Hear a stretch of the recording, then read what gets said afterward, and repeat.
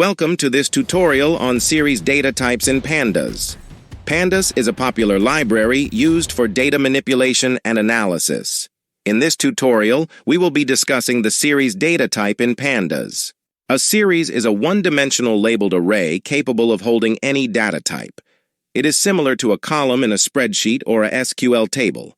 It is a basic data structure in Pandas that is used to store and manipulate data. To create a series in Pandas, we can use the pd.Series main function.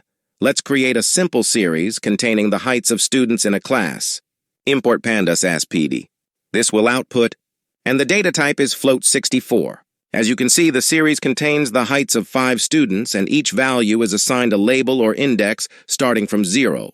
We can also assign custom labels to the index using the index parameter. This will output e-type float64. Now, the index labels are assigned as A, B, C, D, and E. Series can also be created from dictionaries. This will output the same result as the previous example.